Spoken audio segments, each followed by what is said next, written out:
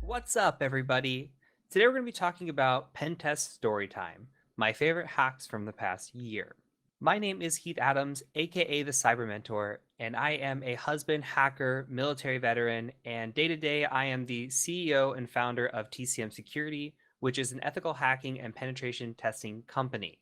On social media, as you can see, I am known as a Cyber Mentor across the board. I do Twitch streaming, I have a YouTube channel, I'm on Twitter, and I'm a Udemy instructor with over 150,000 students.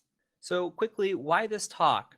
Well, this talk is going to be about my favorite hacks, and mostly it's going to be about internal penetration testing because that's my favorite thing to do. Although we're going to talk a little bit about external pen testing, and really what I want to do is I want to talk at a high level. This is going to be for people interested in the red team side, the blue team side, and for those who just want to hear stories. So I'm going to try to keep it very high level so that you can understand.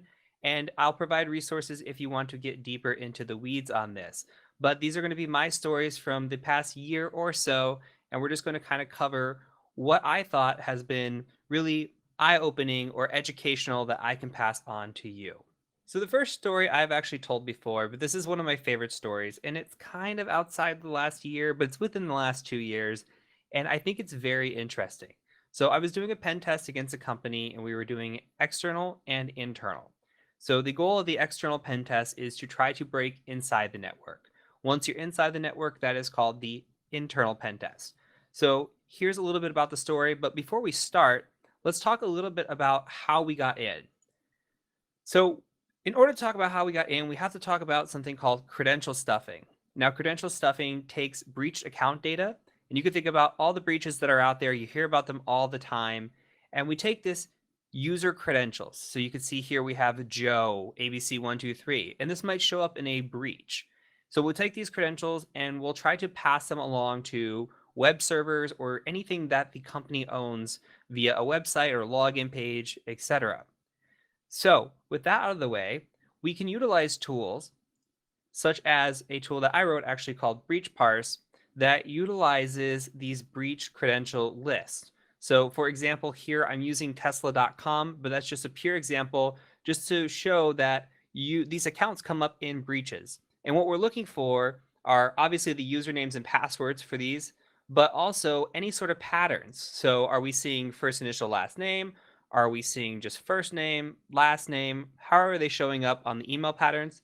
And do we see any password patterns or repeat offenders?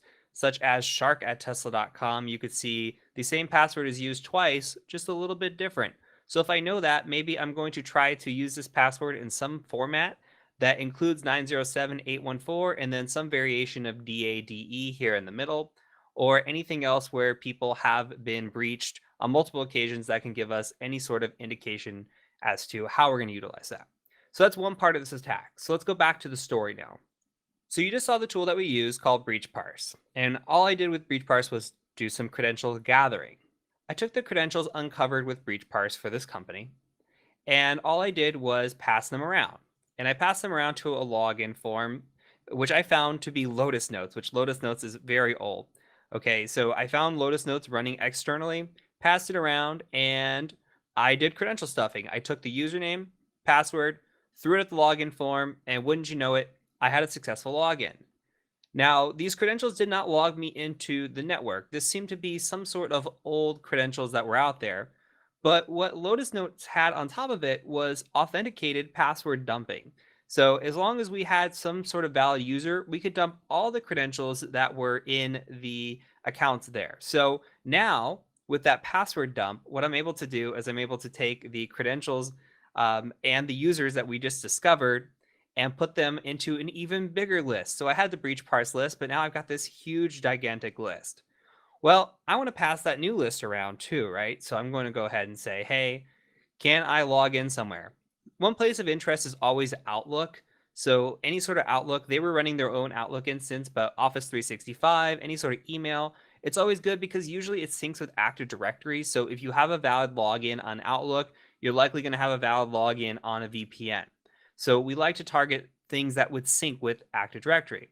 Now, nothing ended up working out of this list, but what did we get from using Breach Parse and using credential stuffing and dumping all these user accounts.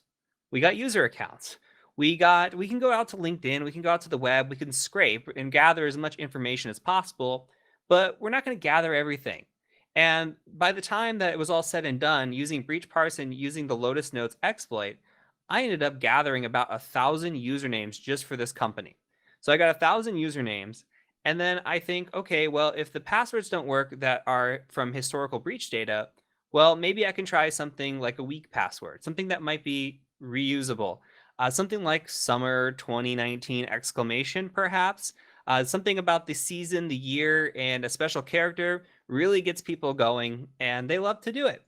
So I performed credential stuffing, didn't work, found the user enumeration, got some password spraying in, and password spraying led to credentials, which led to win on the VPN. So we're able to log into the VPN. Now, we're inside the network.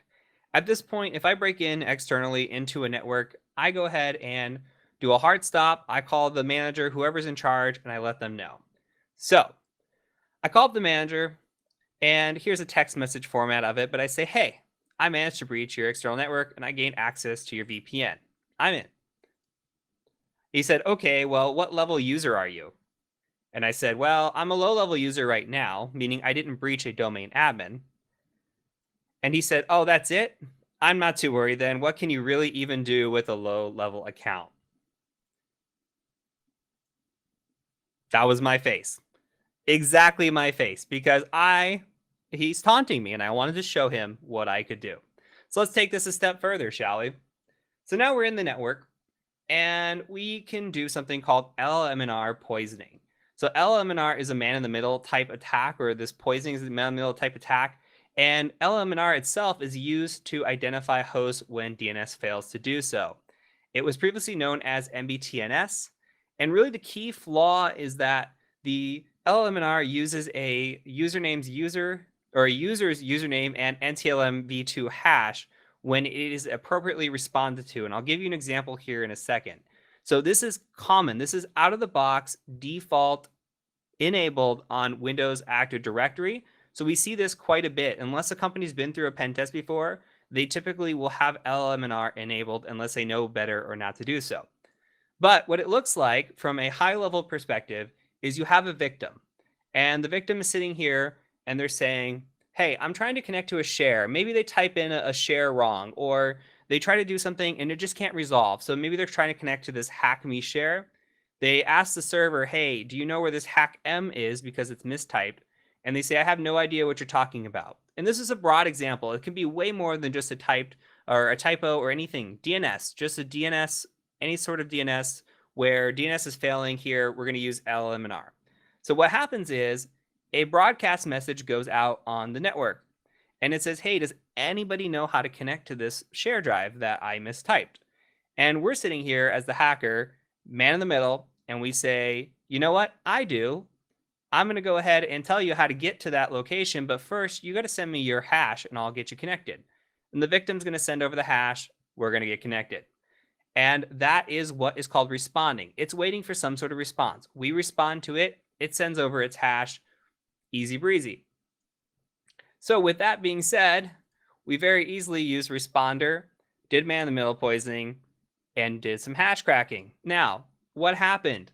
Well, the same manager that I called up and said, hey, I'm on your network, and said, hey, what can you do? Well, we grabbed his password hash, coincidentally. Had to be him. It doesn't make a better story if it wasn't. It's his password. Guess what he is? He's a domain admin. Guess what his password was? His first name with the one after it. Cannot make this up. You taunt the pen tester, yet your password is your first name with the one after it. It cracked in a matter of minutes. Okay? And with that being said, we logged into the domain controller and we won. Now, there's a common theme here. Okay, I'm going to click through these really fast because we are going to be short on time. I'm talking as fast as possible to get through all these slides, but you can see that we have password as a theme.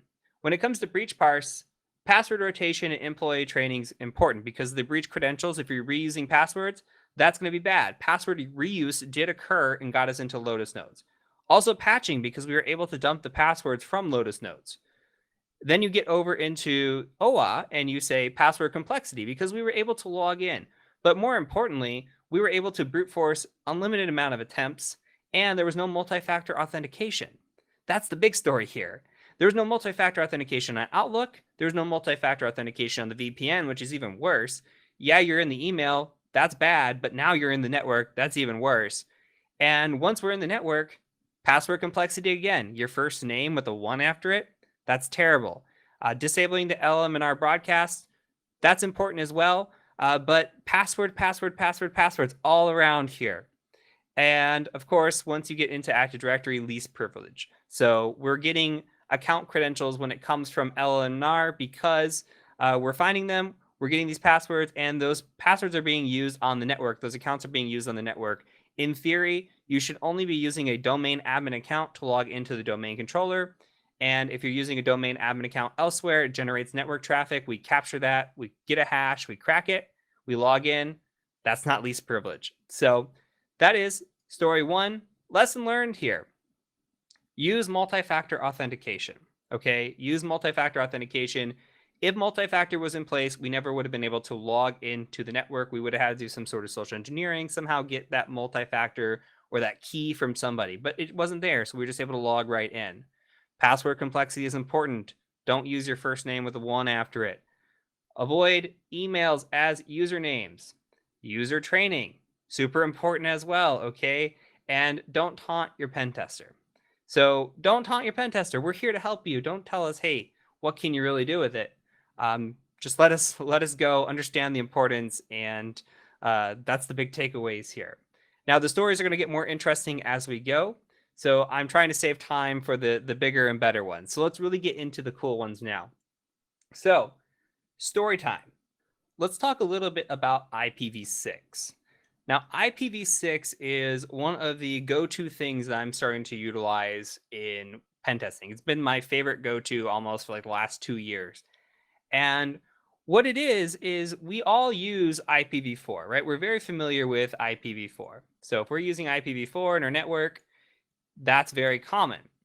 Now, when we have a domain or we have something in our environment and we want to use DNS, we're likely using DNS over IPv4, okay?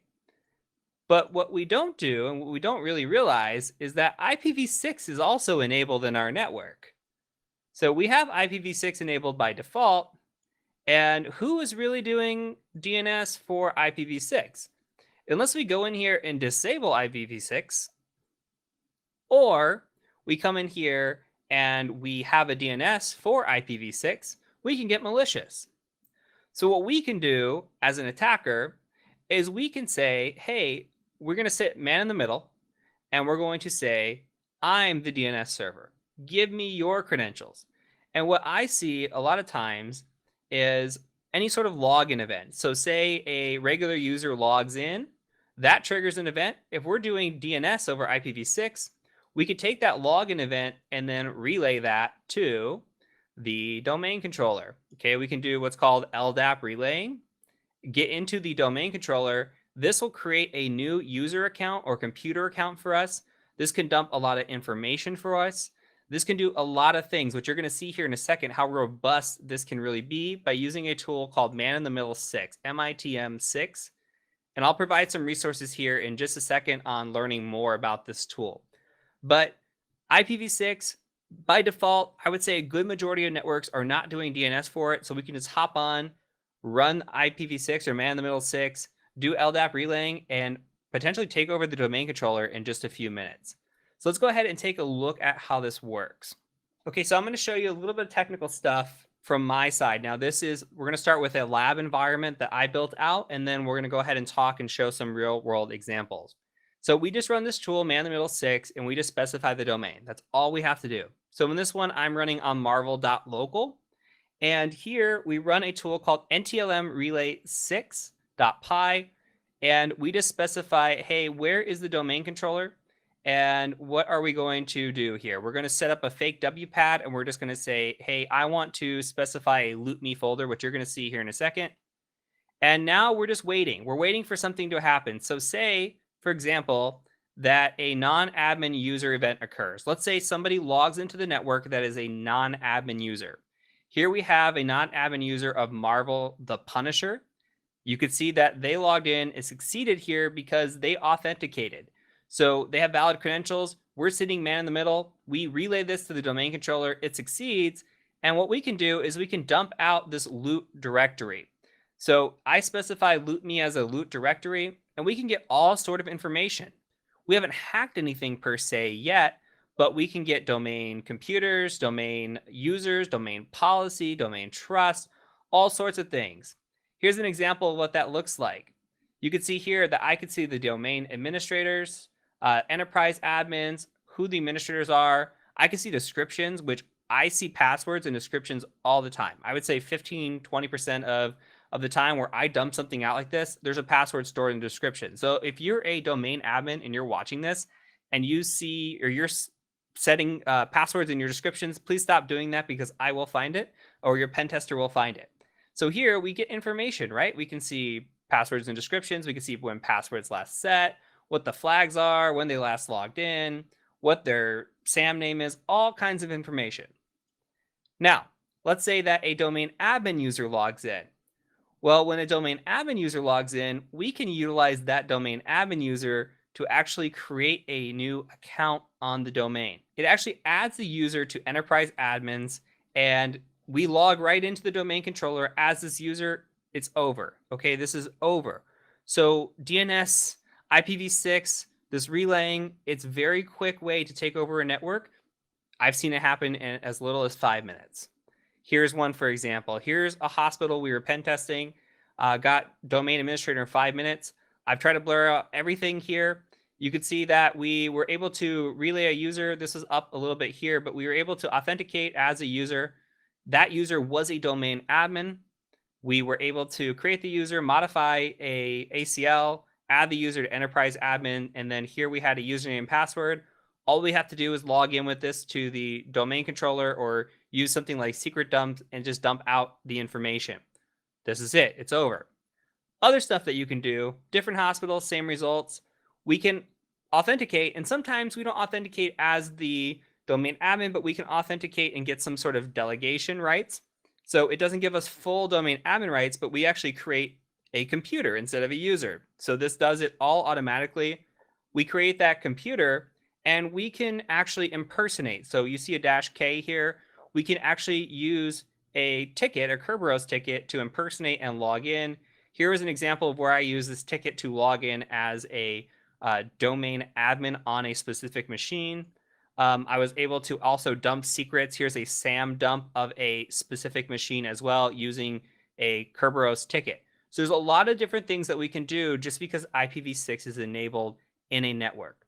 Again, if you have no idea what I'm talking about because of pen testing is not your background, your bug bounty, you're just getting started, that's okay. This is very high level. That's why I just want you to take away from this that IPv6 enabled in your network can be very bad. Here is mitigation strategies, or here are mitigation strategies where we see that turning off IPv6 could disable or prevent this attack, but it could also have unwanted side effects. So this is for you domain admins. If you're curious about mitigation, here's this. I'm not going to cover it. It goes way too technical in detail. So a couple things I want to point out. If you're interested in reading more about this, if you Google Man in the Middle 6 or MITM6 and you Google Dirk, just Dirk, you don't have to do the rest, but Dirk Janum is a great resource. It covers a lot of these attacks, how they work, way more technical detail. I also have a video on my channel called Domain Admin via IPv6 DNS Takeover. You can hear the walkthrough, see how it's done, and you can even set this up on your own if you want to try it out in your network. So I'll provide the tools and resources in this video if you're curious to learn more about it. Okay, on to the next story. So this client is also a large hospital, and they had deep pockets. Now, they have spent a ton of money on security. They had intrusion detection prevention in place. They had AV, antivirus on all devices, and they had CyberArk. So CyberArk is a privileged access management tool. If you've never heard of that, basically what it does is it allows users to log in and check out credentials. So say you're a domain administrator and you want to log in, you go check out your credentials, and those credentials are only valid for 8 hours. Once those credentials expire or you check them back in, those credentials rotate, and they're usually like 15 to 30 characters in length and really hard to crack, really hard to do anything with. If CyberArk's in the environment, it kind of stops us in our tracks in a lot of places.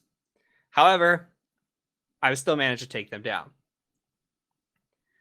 All right, so we use something called SMB Relay.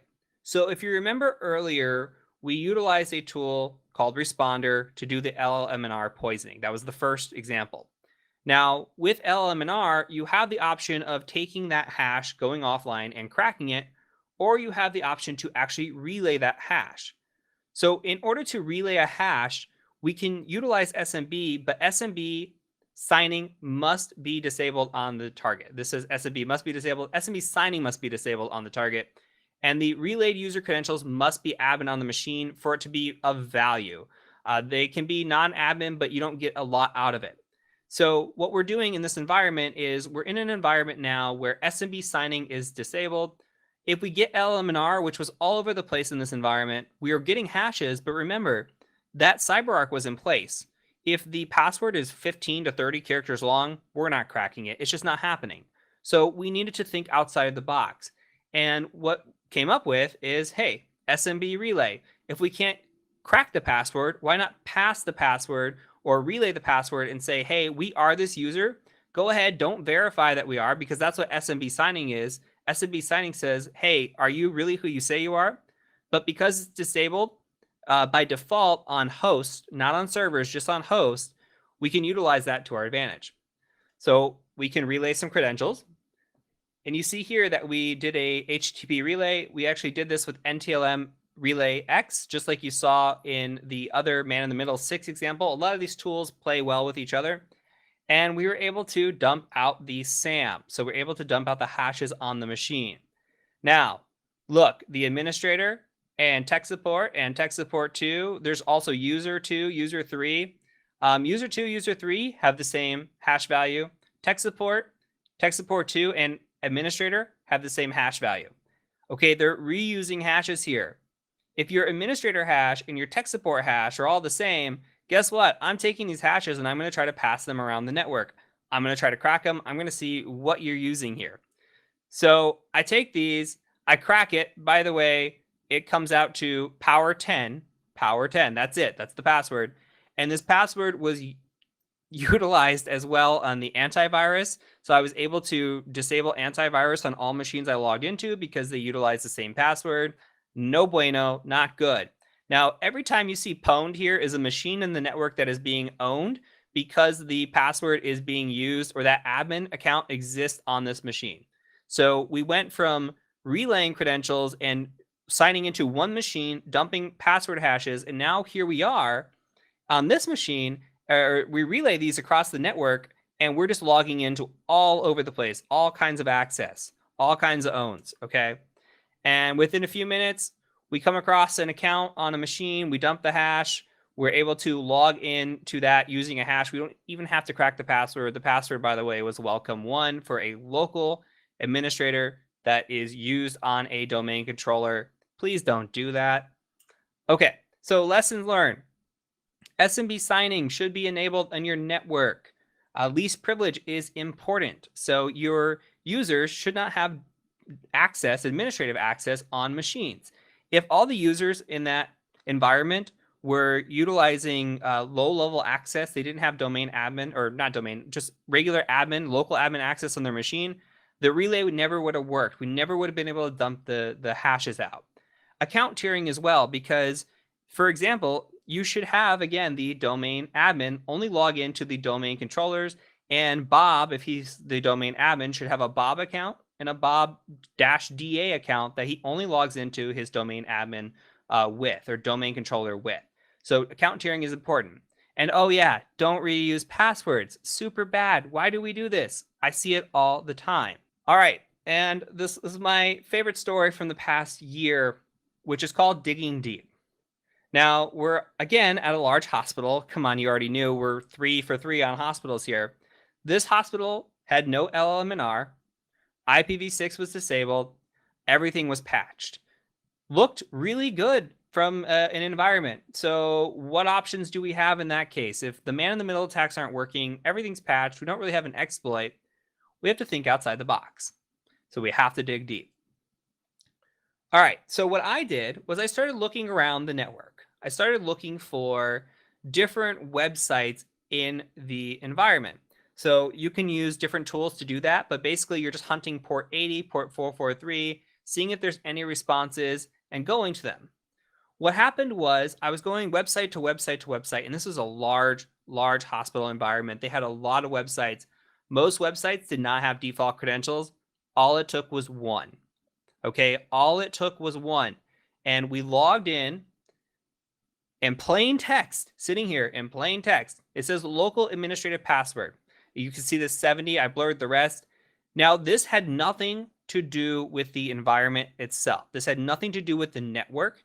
This was just a local admin password stored for something to do with this application itself. Now, why it was stored in clear text, I have no idea. That's on the application. That benefited us.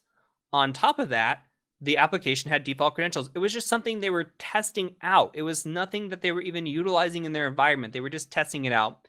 They used this password. Okay, we start there. Certainly, they wouldn't reuse that password. We haven't seen that in the past, right? Well, I don't know anything about the environment yet at this point. So I just say, hey, crack map exec, which is what we used previously. And just I want to see if the user administrator had with this password could log in anywhere. So I'm just sweeping across the domain, seeing if there's anywhere where this user has administrative access. And wouldn't you know it, there's one machine in the entire network where this works. Okay, log into that machine. Yeah, this is how I felt, by the way. Log into this machine, and you could see that we have the administrator user when we dump the SAM hashes. We have the administrative user, but we also have this other admin user.